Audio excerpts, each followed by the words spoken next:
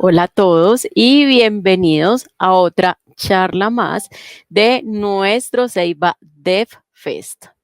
Bueno, espero que todavía tengan mucha energía para las dos últimas charlas de este día y les voy a contar un poquito sobre el Dev Fest. Esta es nuestra tercera edición. El Dev Fest es virtual, se realiza en Ceiba desde hace más o menos 10 años, pero hace 2 años lo abrimos al público en general a petición de toda la comunidad. Y yo soy Carolina Orozco, soy consultora en experiencia de usuario y los estaré acompañando en este espacio como moderadora. Para los que no conocen a Ceiba, Ceiba es una empresa de tecnología e innovación que ofrece servicios de desarrollo de software a la medida, diseño centrado en el usuario y agilidad. Bueno, para los que apenas están ingresando, entonces les cuento que nuestras charlas van a quedar grabadas por nuestro canal de YouTube para que las vean cuando quieran y se los repitan las veces que quieran. Y tenemos una dinámica donde las charlas están divididas en 3 canales. Entonces tenemos el canal técnico, el canal metodológico más UX y el canal Mix. Cuéntenos cómo están pasándola en este DevFest. Nos mencionan como @ceibacomco y nos etiquetan con el hashtag CeibaDevFest. Bueno, entonces para que disfruten de este espacio les recomiendo que se busquen un lugar donde puedan disfrutar de la charla sin interrupciones y nos dejan sus preguntas en la cajita del chat de la transmisión. Y ahora sí, le vamos a dar la entrada a Jorge. Bueno, hola Jorge, ¿cómo Hola estás? Carolina, Muy ¿cómo vas? bienvenido. Muy bien, ¿y tú? Más que listo. Excelente. Sí, sí, más que listo. Súper bien, Jorge. Hoy vamos a hablar de computación descentralizada. Entonces, lo que quieres hoy es mostrarnos los avances tecnológicos en computación distribuida y sus ecosistemas distribuida y sus aplicaciones en los ecosistemas de IoT y las otras tecnologías de la cuarta revolución industrial. ¿Es así? Sí, sí, hay que hacer la acotación porque es que la computación distribuida es muy amplia, tiene tanto de largo Ok. como de ancho. Entonces, hagamos el acote en Internet de las Cosas. Ok, bueno, pero le voy a hablar antes de que empieces a nuestro público un poquito de ti. Entonces, eres un entusiasta de la tecnología y amante de las motos y la lectura. Muy moderno este hombre. ¿Te gusta compartir el conocimiento y apoyar a los desarrolladores para que suban su nivel técnico con los mejores consejos y prácticas? Sí, ¿Te a los fascinan Scott. los temas con los codes? Bueno, Ah, no, y a lo Scott, como la charla pasada. a lo Scott. Bueno. Hacer mentoría. Y te encantan los temas disruptivos, los temas candentes, ¿cierto? Pero alrededor de la tecnología y sobre Sí, todo sobre la cuarta revolución industrial. Tienes más de correcto. 23 años de experiencia en desarrollo de software, eso es un montón, Jorge. No me hagan cuentas, por favor, que ya estoy viejito. Bueno, no, no es por la edad, es por la experiencia.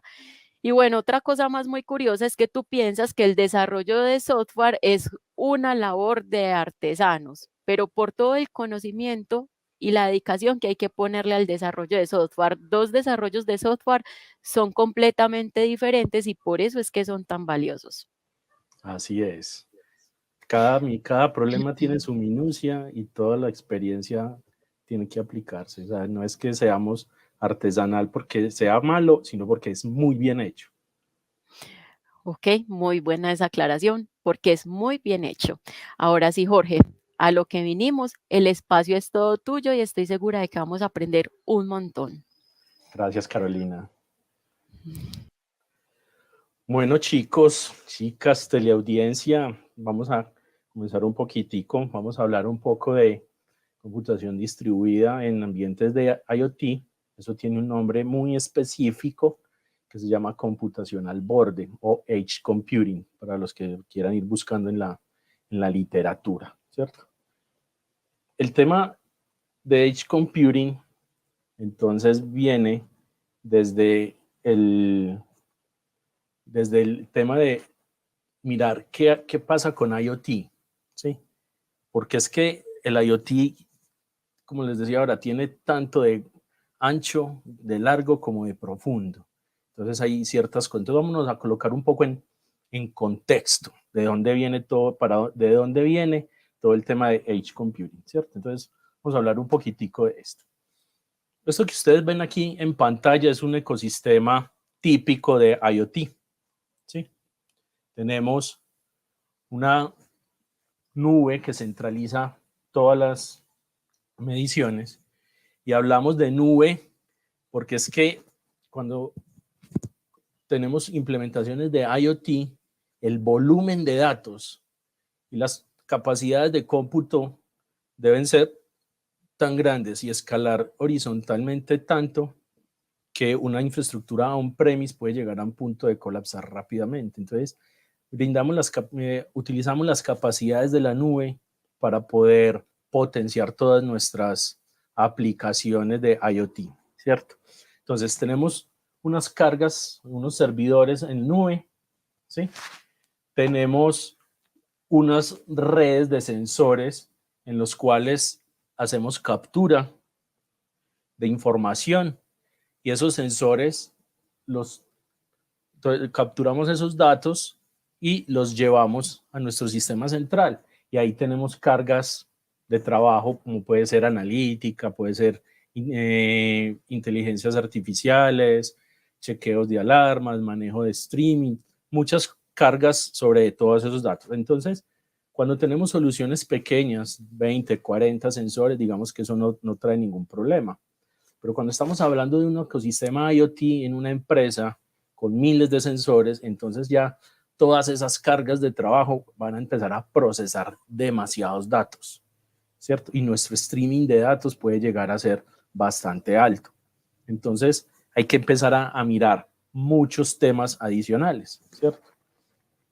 Por ejemplo, ¿qué tenemos de tener en cuenta en un modelo de estos de IoT?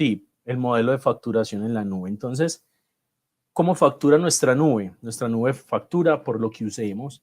Entonces, si tenemos unas cargas de trabajo muy altas, donde tenemos que procesar una gran cantidad de datos, mucho detalle de la información, pues nuestro modelo de facturación en nube se va a desbordar, ¿sí?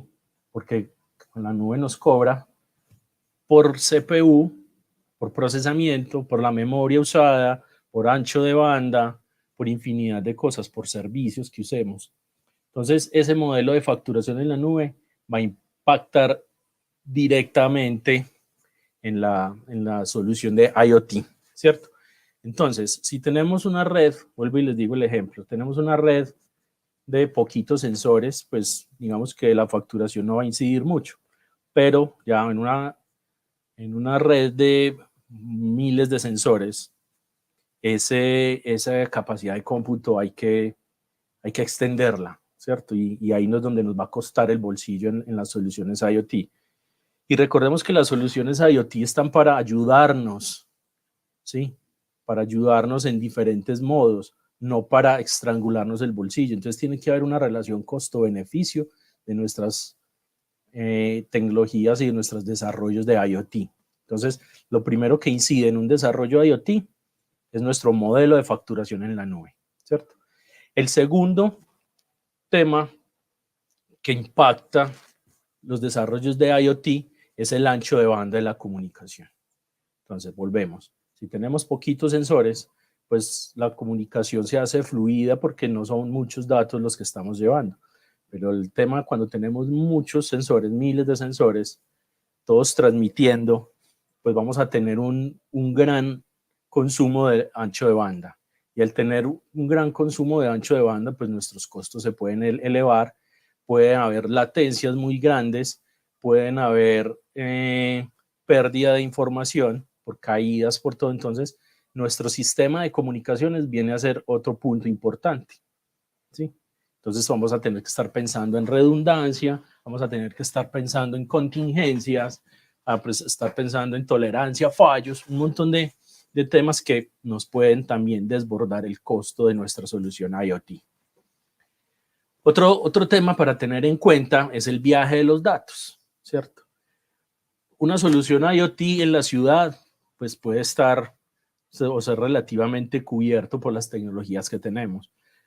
Pero imaginemos una solución de IoT en una granja retirada de la ciudad donde la infraestructura es muy poco, las velocidades de internet y todo, entonces los datos viajan con una gran latencia y las respuestas de nuestro sistema central de nuevo a los sensores pues van a tardar mucho. Entonces ahí vamos a tener otro tema y es el tema de la disponibilidad, el tema de reacción inmediata a una alerta. Entonces vamos a tener ciertas minucias que vamos a tener que tener en cuenta con ese viaje de los datos de ida y de regreso, ¿cierto?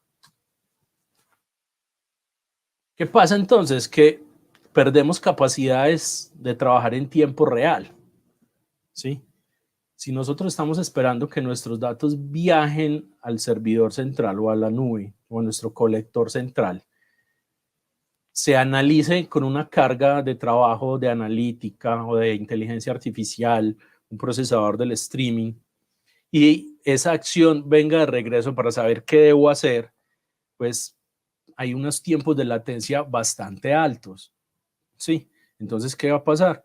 No vamos a tener reacciones inmediatas o casi inmediatas a las situaciones que se está presentando. Entonces, no vamos a poder desarrollar aplicaciones, digamos que en tiempo real o para el tiempo real, ¿sí? Prevención de desastres, todo. Imagínense si tenemos una red de sensores de un talud, una montaña, y estamos detectando movimiento y eso tiene que ir a una carga de trabajo en la parte central y la alerta llegar, pueden demorarse 4 o 5 segundos y ese derrumbe ya se fue, ¿cierto? Entonces ahí necesitamos otro tipo de implementaciones para apoyar nuestros sistemas de IoT. Y para nadie es un secreto que el tema de Internet de las cosas se apoya mucho en los modelos de inteligencia artificial y analítica. Entonces, tener esos modelos procesando millones de datos que podemos llegar a tener, miles o cientos de miles de datos, pues van a ser bastante demorados y la respuesta que nosotros necesitemos lo vamos a necesitar mucho más rápido. Entonces hay que mirar cómo vamos a desarrollar o dónde vamos a poner a ejecutar esos modelos de IA y analítica, ¿sí? Entonces ahí viene el tema bacano y es, venga, si nosotros tenemos unos dispositivos y esos dispositivos son lo suficientemente, entre comillas, poderosos, cuando doble poderosos es que tengan memoria, tengan procesador y tengan almacenamiento, entonces, ¿por qué no aprovechamos esa capacidad de cómputo que tienen algunos de los dispositivos y montamos cargas de trabajo en nuestros dispositivos y empezamos a pensar en lo que yo les acabo de decir, en una computación distribuida en ambientes de IoT, ¿sí? Entonces, ¿qué pasa? ¿Cómo podemos mejorar el tema? Entonces, ya les conté qué inconvenientes podamos tener. Entonces, entre más cercano al origen tengamos nuestros procesamientos de datos, pues vamos a tener unos tiempos de respuesta muchísimo mejores, ¿sí? ¿Qué va a pasar? Que nuestros datos ya no van a viajar al sistema central, nuestras cargas de trabajo en el sistema central ya no van a necesitar tanto poder de cómputo, sino que vamos a empezar a distribuir todo ese gran poder de cómputo que teníamos concentrado y lo vamos a distribuir en las diferentes secciones de sensores. Entonces, entre más cercano tengamos ese procesamiento al origen, muchísimo mejor, ¿sí?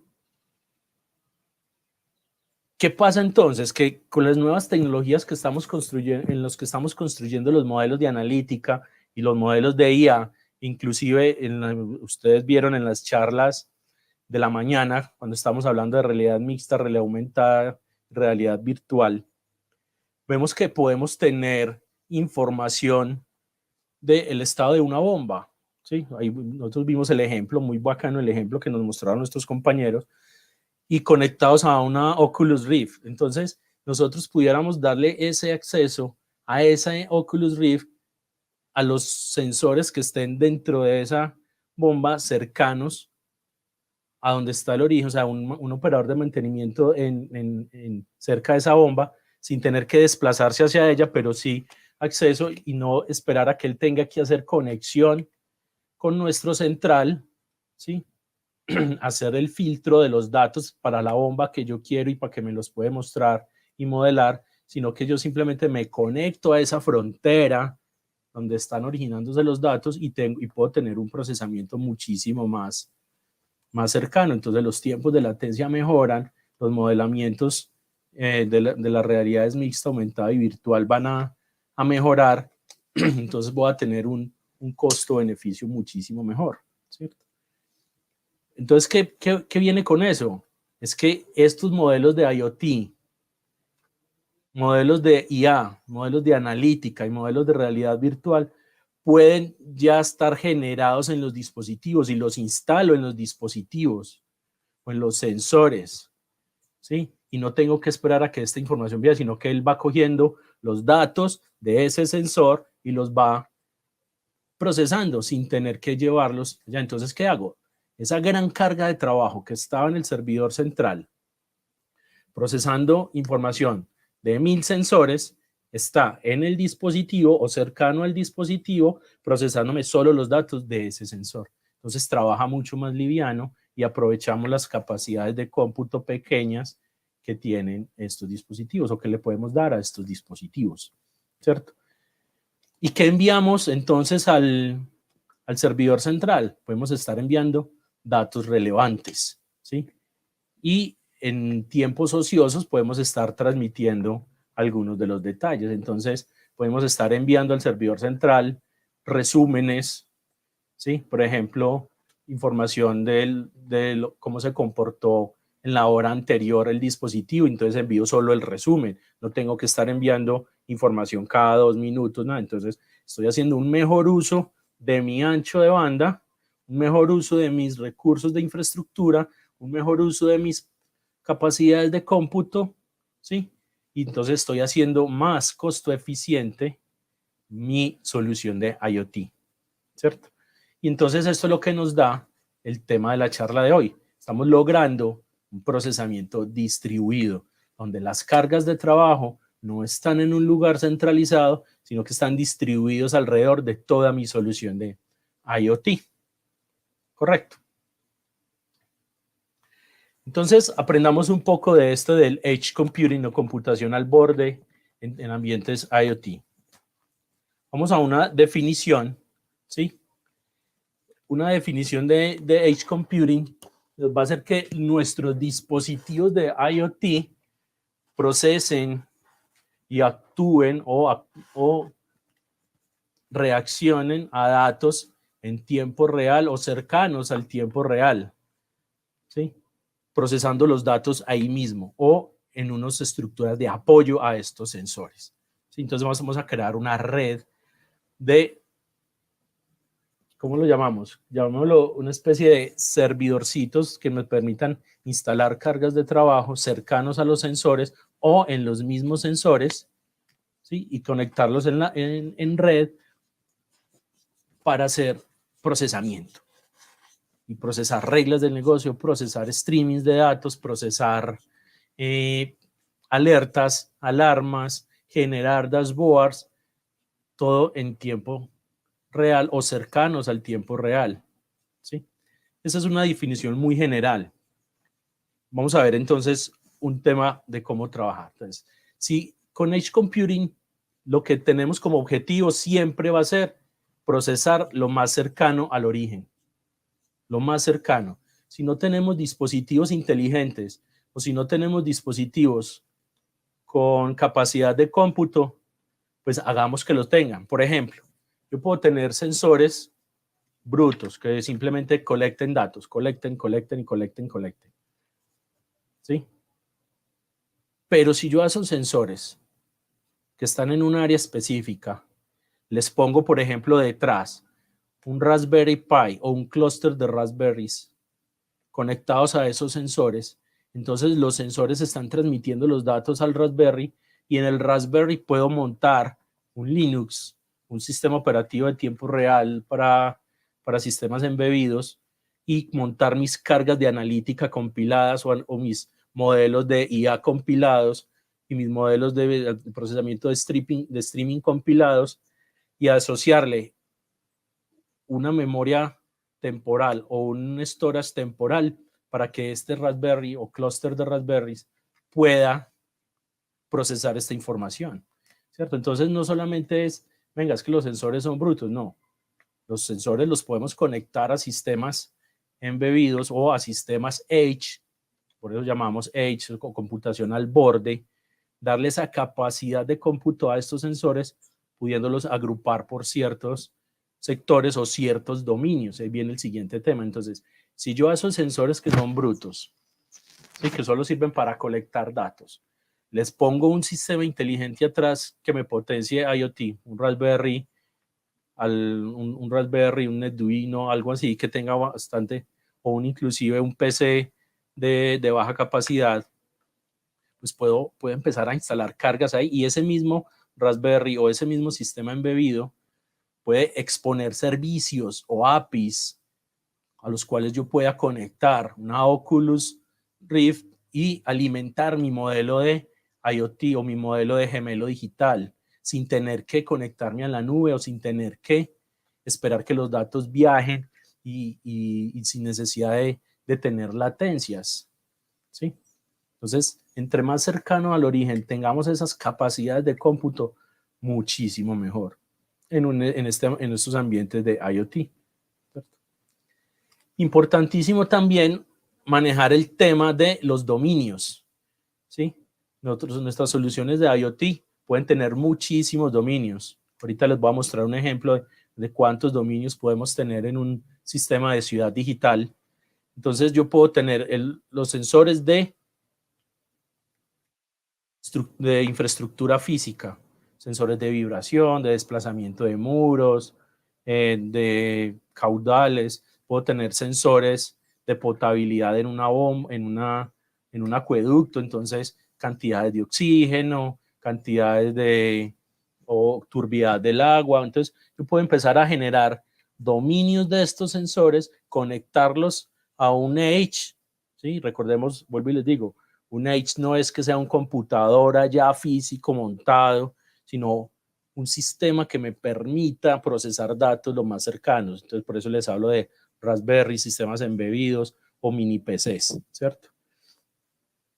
¿Y esto qué nos va a dar? Capacidades cercanas al tiempo real, porque los sensores, los datos de los sensores no van a viajar hasta el servidor central, sino que van a ser procesados más cerca de lo que necesitamos. Entonces, podemos generar un sistema de analítica que nos genere alertas tempranas sobre una condición de nuestros datos variables de sensores y podemos notificarla muchísimo más rápido, ¿sí? Es más, puede ser que nuestro canal al central esté caído, porque puede ser que nuestra infraestructura la tenía X o Y proveedor y esté caído el servicio de Internet. Entonces pudiéramos tener esa emisión de esas alertas en el Edge o en nuestro ecosistema en sitio, y a través de otras tecnologías. Por ejemplo, ellos hablaban de WebSockets, por ejemplo, o HTTP, peticiones HTTP, los chicos de hoy en la mañana, de realidad virtual mixta y aumentada.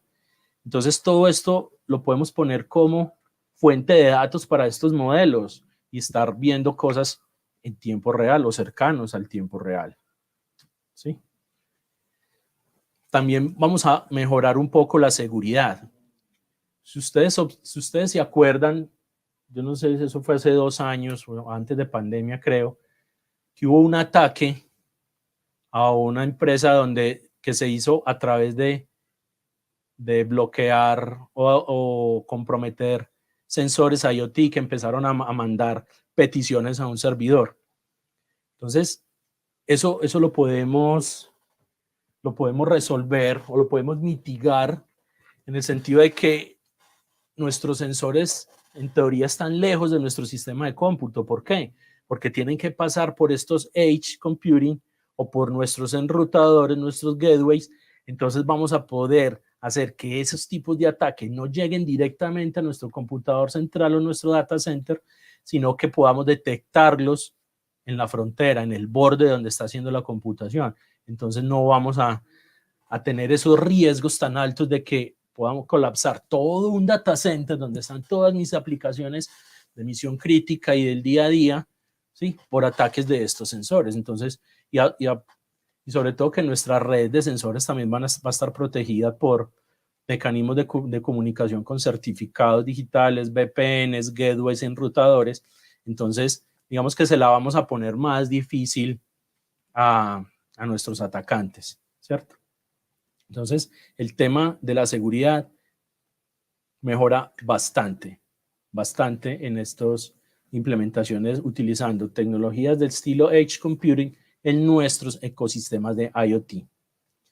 Y el tema de la computación distribuida, ¿cierto? Ya lo hemos estado hablando, ya no tenemos toda una carga de cómputo grandísima en nuestros servidores centrales que nos genere un alto costo, ¿sí? Y centralizando el problema, sino que podemos distribuir esas cargas y si se me cae una de esas cargas no estoy afectando el resto del ecosistema.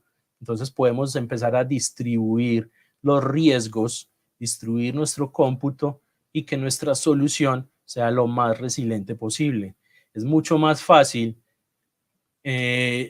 atacar una sección o un edge o un cómputo que tiene trabajando 50, 100 sensores a no reinstalar toda una carga donde en esa reinstalación se me pueden ir de línea miles de sensores. Entonces estamos distribuyendo el riesgo y distribuyendo también la solución, ¿cierto? Y importantísimo también lo que les he venido diciendo, el tema de alertas en el origen, ¿sí? No esperar a que todas nuestras cargas lleguen al sistema central, sino que alertas críticas de, por ejemplo, supongamos que tenemos un generador de energía, un panel solar. Entonces cogemos el medidor de ese panel solar y resulta que ese panel solar siempre genera 15 kilovatios de energía y yo siempre leo 15 kilovatios. Y resulta que alguien empezó a montar un generador de diésel y empezó a conectarme y ya no está, ya ese panel solar en teoría ya no genera 15 kilovatios, sino que genera 30, pues yo pudiera darme cuenta de esa anomalía y empezar a detectar y a generar alertas tempranas para bloquear ese dispositivo o generar una alerta a una cuadrilla para mirar ahí qué pasa con estos sensores que están dando lecturas que están anómalas. Entonces puedo empezar a detener o a tener algoritmos de detección de fraudes basados en streaming o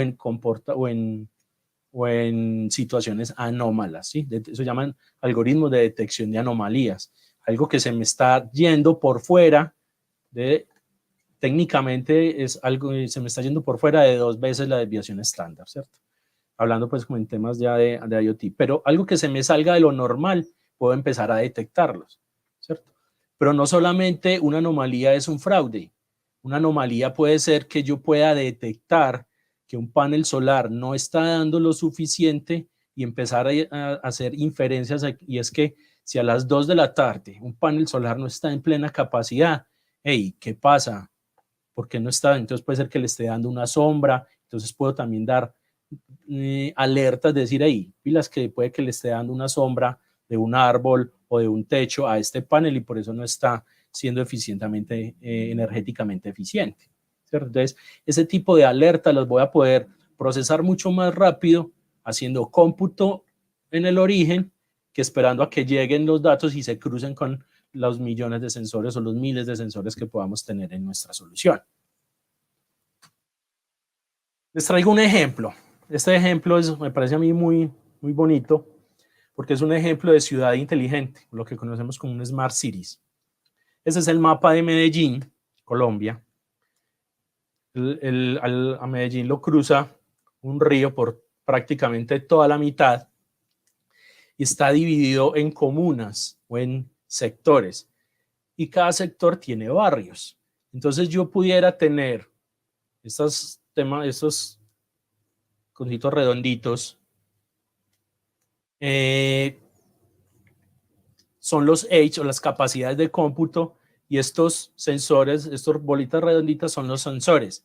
Entonces, ¿qué hay aquí? Miren, yo tengo una red de Edge o de computación al borde, algo que vamos a llamar un Edge Mesh, o sea, una red de computación al borde, donde entre esos mesh se pueden comunicar. Y yo puedo tener dominios, por ejemplo, de flujo vehicular. Entonces, el flujo vehicular detectado en un barrio puede hacer que ese edge de ese barrio se comunique con el edge del barrio siguiente y decirle, hey, pilas que van demasiados flujos, coge tu red semafórica y actualizarla con este flujo potencial que viene. Entonces yo puedo mandar señales y comunicar todos esos edge de una manera dinámica, ¿sí? O temas de contaminación. Puedo tener un detectores de calidad de aire, detectar un incendio, detectar algo y decir, hey, pilas, dale notificación a tus barrios vecinos donde posiblemente la calidad del aire se va a ver mermada porque hay ciertas condiciones anómalas en mi región. Entonces podemos empezar a hablar de un ecosistema de pequeñas aplicaciones que conformamos dominios y poderlas poner a comunicar y empezar a generar el concepto de ciudad inteligente. Entonces, este tema con ciudad inteligente está muy apoyado en los temas del edge computing, procesar la mayor cantidad de datos lo más cercano a la fuente, ¿sí? Y comunicación entre esos edge. Entonces podemos tener, por ejemplo, temas de hurtos, ¿sí? Una de las cámaras conectadas a mi edge reporta o detecta una moto robada y podemos empezar a hacer notificaciones de alertas de tráfico y de todo para, conectados con la policía, saber este señor por dónde va, porque lo está detectando las cámaras de los diferentes dominios conectados a los diferentes edge. Entonces, podemos empezar a potenciar nuestros desarrollos de IoT de una manera muchísimo más integrada, y al aplicar analítica, inteligencia artificial, IoT, realidad virtual aumentada y mixta, pues estamos haciendo una integración de tecnologías, y eso es precisamente de lo que nos habla la cuarta revolución industrial, integración de tecnologías para resolver problemas, ¿sí? Entonces, este ejemplo de computación se los traigo para la ciudad de Medellín. Es una idea en la cual existen dominios de transporte público, seguridad, comunidades energéticas. Pueden haber comunidades energéticas que se estén desarrollando, que tengan sus propios paneles solares y se independicen, y los excedentes, decirle al otro, hey, tengo un excedente acá de energía, si necesitas disponerlo, y entonces empezar a todos esos temas de energía transactiva que son tan bacanos, de poder vender y comprar energía a personas naturales, ¿cierto? Entonces podemos empezar a comunicar los diferentes dominios y las diferentes secciones geográficas de nuestra solución de IoT para implementar soluciones de ciudad inteligente. Esto es un ejemplo. Hay muchos otros ejemplos. Están, por ejemplo, las redes de estaciones de energía, ya sea de combustible fósil o energía eléctrica. Entonces, vamos a poder tener monitoreada toda la red de las gasolineras o las electrolineras. Sí, ya vemos que hay mucho carro eléctrico, entonces estas estaciones de carga de energía para vehículos los llamamos electrolineras. Entonces podemos empezar a monitorear, y si a cada una de esas estaciones le damos capacidad y le metemos, por ejemplo, lo que hablaba nuestra compañera Ana en la charla de hoy en la tarde, de hoy en la mañana, de un tema de identidad digital, entonces le vamos a poder dar una identidad a esa estación, verificar la identidad de la persona que está haciendo el consumo de la energía y hacer una facturación. Y aparte de eso, podemos decirle, listo, con tu tarjeta de crédito vamos a hacer el pago sin necesidad de hacer una gran complejidad en las transacciones, sino que las transacciones van a fluir muchísimo mejor. Aplicaciones agropecuarias, podemos tener fincas muy remotas controladas con sensores, de modo que podamos tener información de climas, pastos, humedades, y tener trazabilidad para la calidad de carne, hortalizas y muchas otras cosas, y tener algoritmos que me permitan hacer mejoras en las calidades de riego y todo, dependiendo de las condiciones climáticas. Entonces, si yo detecto una humedad, mucha humedad en el ambiente, en un campo, pues no lo voy a regar con mucha agua, mucho nutriente, porque lo puedo quemar o lo puedo estropear. Entonces podemos tener muchísimas más cosas y simplemente todos nuestros resúmenes enviarlos a un sistema central. Y tenemos podemos tener granjas totalmente autónomas, ¿cierto? En logística y transporte podemos hacer seguimientos vehiculares y trazabilidad de rutas o generar nuevas rutas debido a que, por ejemplo, a un carro de logística se le pinchó una llanta, se varó, entonces ¿cómo puedo reoperar mis rutas para que alguien vaya, recupere esa carga y empiece a distribuirla? El tema de deportes, yo puedo hacer trazabilidad de la eficiencia de un deportista si tengo, por ejemplo, wearables que me midan las condiciones físicas de un deportista. Entonces estamos hablando de fútbol, cómo está pateando, síntomas de cansancio, y empezar a planear muchísimas cosas ahí, sustituciones, y temas de hidratación, mejorar la hidratación, ¿cierto? Hacer ya cosas muchísimo más personalizadas. Y algo que se nos viene en la cabeza es tener servicios públicos como servicio, ¿sí? O lo que estamos llamando las Smart Utilities, o empresas de servicios públicos totalmente digitales que me permitan a mí cambiar de operador sin tener que estar dependiendo de procesos muy complejos. Entonces, ese tema de servicios públicos como servicio en un ambiente de IoT donde yo pueda controlar la venta de energía, la generación de energía de los paneles solares y todo, cabe precisamente en todo este tema del Edge Computing, porque yo puedo tener todo ese control de una persona a dónde está su suscripción y enviarle los datos de medición a ese comercializador, o lo puedo enrutar al siguiente si él ya hizo un cambio de operador, ¿cierto? ¿Qué tenemos acá entonces? Una arquitectura general donde tenemos el tema de seguridad, que es transversal. Tenemos nuestros sensores y nuestro nodo IoT, nuestro Raspberry, computación, ¿sí? Lo que va a tener cierto grado de inteligencia, una capa de enrutadores y de almacenamiento que nos va a permitir almacenar y procesar cargas más grandes de trabajo, y todas estas cargas comunicadas ya con nuestra cloud a través de protocolos asíncronos. Puede ser un MPQ o AMPQ, dependiendo, MQTT, perdón, o sea, protocolos basados en mensajería o protocolos también basados en peticiones. Yo mando información, espero una respuesta, y ya aquí poder tener temas muchísimo ya más avanzados sin tener que tener grandes cargas de trabajo, porque eso los puede ir distribuyendo a estos dispositivos o a nuestra capa de Edge, ¿sí? Entonces, digamos que esto es una arquitectura general. Obviamente todo el tema vamos a empezar a mirar qué ventajas tenemos, ¿sí? Tenemos operaciones más eficientes porque estamos llegando hacia el sistema de una manera más rápida. Y con la tecnología 5G, que nos va a incrementar la capacidad de los anchos de banda, la capacidad de dispositivos conectados a una red, vamos a poder hacer que estos Edge o esta computación al borde sea muchísimo más eficiente. Mejores tiempos de respuesta porque las latencias van a bajar, ¿sí? Los procesamientos van a estar muchísimo más rápidos porque van a trabajar con menos cantidad de datos. No es lo mismo un algoritmo de anomalías que trabaje sobre 1.000.000 de registros a que trabaje sobre 50.000 registros, ¿cierto? El tema de eficiencia es muchísimo más. Y la productividad de nuestros empleados, porque podemos empezar a generar condiciones de alerta o alarma a los empleados.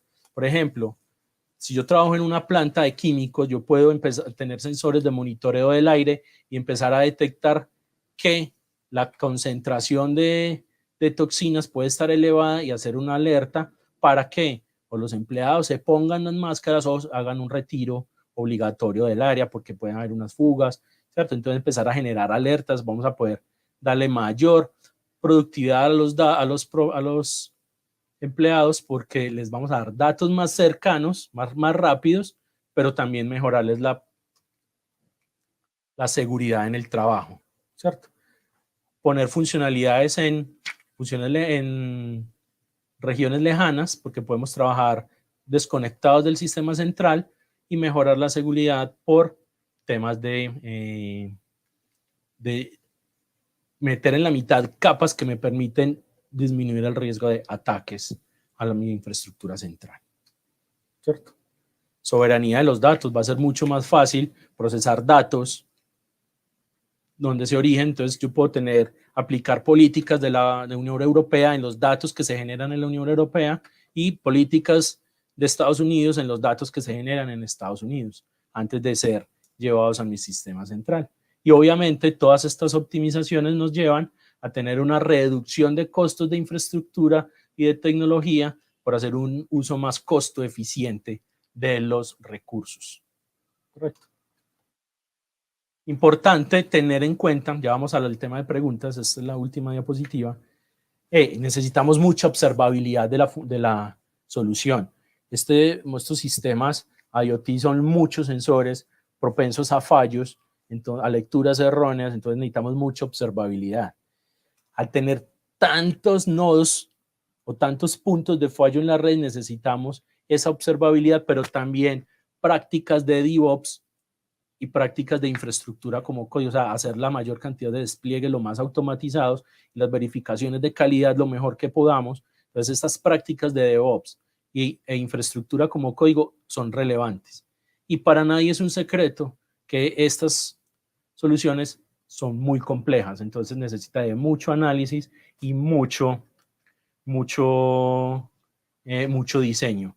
Pero las herramientas existen, las arquitecturas están dadas, entonces ya es cuestión de nosotros empezar a mirar la potencialidad de toda esta computación al borde o edge computing o computación distribuida en entornos de IoT.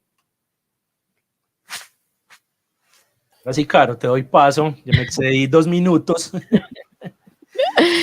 Bueno, por acá tenemos unas preguntitas. Y la primera es, Andrés Felipe Cano Amaya nos pregunta, More, ¿qué retos de ciberseguridad se deben considerar en una solución distribuida basada en edge computing? Bueno, el tema de ciberseguridad es bastante relevante. ¿Por qué? Porque los dispositivos, como son colectores e envían información, necesitamos asegurar que nuestros dispositivos sí son nuestros, ¿sí? Que no nos vayan a conectar sensores que no estén permitidos en eso. Entonces necesitamos primero blindar esa comunicación y identificar que esos sensores sí son de nuestra red. Entonces ahí viene un tema bastante complejo de mirar con certificados, con identidades verificables ese dispositivo, si es de nosotros o es un dispositivo que esté siendo incrustado para un ataque. Entonces ahí cobra mucha relevancia en los temas de comunicación, cifrado de comunicaciones y detección de dispositivos que no son nuestros. Bueno, otra preguntita de Santiago Restrepo. Esto va muy ligado al metaverso, pero entonces, aparte de eso, ¿por qué se considera la arquitectura del futuro? Bueno, a ver, digamos que yo no le hablaría mucho de la arquitectura del futuro. Esto es un ambiente muy acotado y es Internet de las cosas, ¿cierto? Los problemas que podamos resolver con mediciones remotas y con procesamientos al borde, y si esto nos puede ayudar, tecnologías como el metaverso, de poder tener ambientes virtuales de un ambiente real, como lo que es el metaverso potenciado con gemelos digitales. Yo puedo tener un gemelo digital de todo mi sistema de logística y ponerlo en el metaverso para que lo estemos consultando en tiempo real. Entonces el metaverso es una cara más de los datos que estamos colectando. Entonces, digamos que es una vista más de nuestros datos, ¿cierto? En ambientes IoT, ¿cierto? Recordemos que no necesariamente todo puede ir al metaverso, ¿cierto? Y no toda solución de IoT necesita ir al metaverso. Entonces hay que mirar qué vamos a llevar al metaverso, qué justifica llevarse al metaverso. Yo puedo tener mi metaverso privado, tener totalmente modelado una PETAR. Hablamos de PETAR, es una planta de potabilización y tratamiento de aguas residuales, y tenerlo en un metaversito, por decirlo así, o en un ambiente virtual de mi empresa sin tenerlo expuesto al metaverso público, ¿cierto? Entonces es eso, es una vista más de mis datos, como lo es una aplicación móvil, como lo es una web, como el metaverso es una vista de los datos, ¿cierto? Enfocado siempre en el IoT, ¿cierto? No es más. No sé si a Listo. Santiago le quedó claro la respuesta. ¿Santiago era? Bueno, sí, Santi.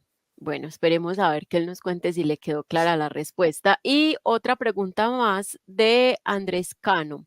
¿Cómo se administran las versiones de los algoritmos para garantizar que en el borde estoy usando la versión adecuada? Por ejemplo, si tengo ajustes o nuevas funcionalidades.